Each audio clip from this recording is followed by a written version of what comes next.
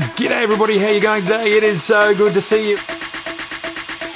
Well, thanks for joining me for the latest. Yes, indeed, camera news from around the web. It just keeps on flowing. We've had the holiday season and, well, we are in a new year. So let's jump into it. There is a lot to talk about. Firstly, though, before we do that, I want to show you this. This is the Z9 with the small rig cage on it. There it is.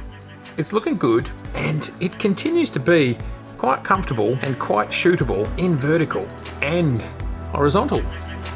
There it is. Anyway, we'll get out there and we'll play with that.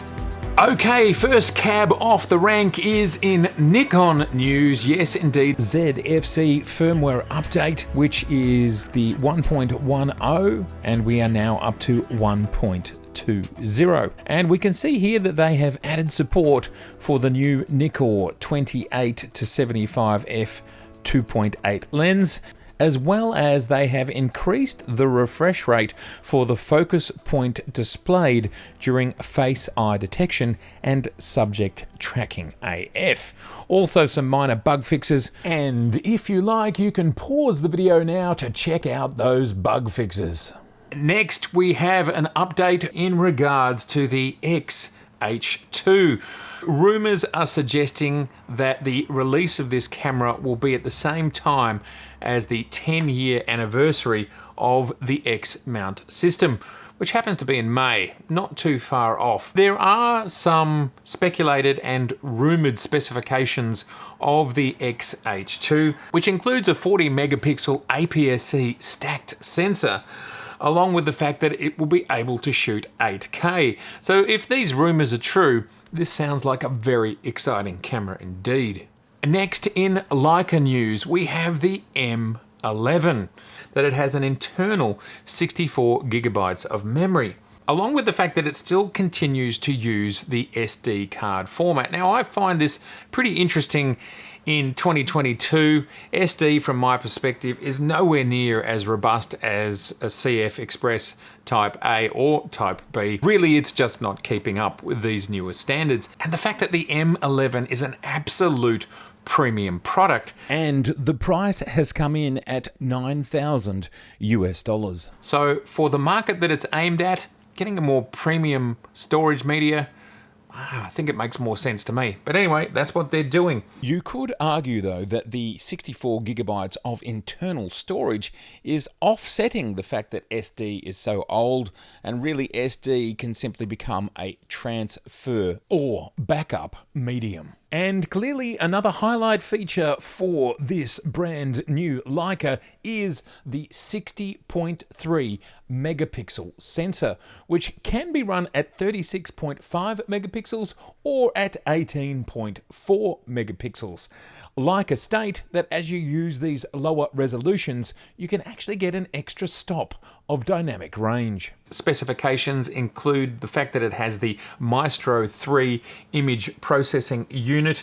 It shoots 14-bit DNG, 4.5 frames per second, ISO 64 out to 50,000. And interestingly, there are different weights between the black and the silver version. This is really weird. So the black version with a battery is 530 grams, and the silver version with a battery is 640 grams. I have since found out that the silver version is actually made of brass and the black version is made of aluminium, and that is the difference in weight. Now, another interesting feature of the M11, an attachable EVF, which goes into the hot shoe mount. Kind of gives you the best of both worlds. You still get the rangefinder, but you can have an EVF if you want it as well.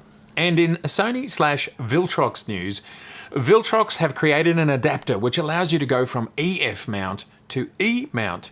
What's interesting about this adapter is that it happens to have an OLED display on the top of it, which can display different data. Now, I don't know how many people these days are bothering to buy older Canon lenses to put on their more modern Sony E mount cameras, but indeed this adapter exists from Viltrox, so if this is something you want to do, you can do it.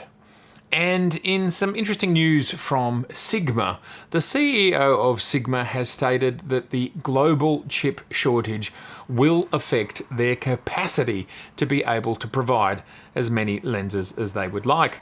They've had a good year, a strong previous year in 2021, and they're just not sure whether they're going to be able to keep up with demand in 2022. And basically, he states, in 2022, the supply shortage of semiconductors may affect production of some products. I think that's telling us it will. Otherwise, you probably wouldn't mention it. And in Canon news, Canon's CEO and chairman has stated formally that there will be no more DSLR cameras from Canon. Now, look, at the end of the day, this makes sense. The new generation of photographers, videographers, filmmakers, and content creators, they are all looking and mostly wanting hybrid cameras. And why wouldn't you? You get a lot of bang for buck for around the same sort of price as a DSLR. And that's the future. And of course, we're now reaching a point where whether you're buying Nikon, Sony, Canon, or whoever, these cameras have pretty much reached and in many cases surpassed what a mirrored camera can do. So it's difficult to see any justification for keeping this old technology going and creating new products. Now, there's no statement here as to how long Canon will support their old products, but they won't be making any new ones. Now, depending on where you are in the world, warranties can last quite a long time. So I think support will be there for a while to come. So fear not, DSLR users. Your cameras will continue to work for a very long time to come, supported by the original electronic manufacturer, the OEM. And then, of course, after they're no longer supported there, I'm sure there will be many repair houses around the world that will continue to look after these cameras for a long time to come. Those sort of repair houses certainly exist here in Melbourne, and they will look after you and keep you running. Some of you out there might ask, well, what does this mean for Nikon? Well, personally, from my perspective, since the D780 and the D6, we've seen absolutely nothing. Now, I think the D780 was a great camera, but I don't think it's sold wildly because everybody is heading towards mirrorless. So my statements are going to be identical. I just simply think that's where the world is heading. I think that the technology in mirrorless is now, in 2022, clearly exceeding that of DSLR, and this is the year that your camera of choice, wherever you sit in the pro, semi-pro, or entry level, is surpassed in the DSLR range, and it's surpassed by whatever its mirrorless equivalent will be. So I just simply can't imagine any of these companies, when we have a highly contracted industry, supporting two lines, two mounts, and all that sort of stuff. And I've said it before, and I'll say it again, your D500, D5, D6, D4, D850, D800, D810, D750, and so on. In most cases, if we've looked after our gear, they'll still be working, and they'll still be working for a long time to come. So nobody is saying that these cameras aren't great anymore. We're just simply saying that technology has moved on. It's just the way it is. So I don't see, if Canon, which is a much larger company, their camera division, let alone the entire company, if Canon are moving on from DSLR, I'd expect everybody to be moving on from DSLR, except Pentax, of course, because they love it there.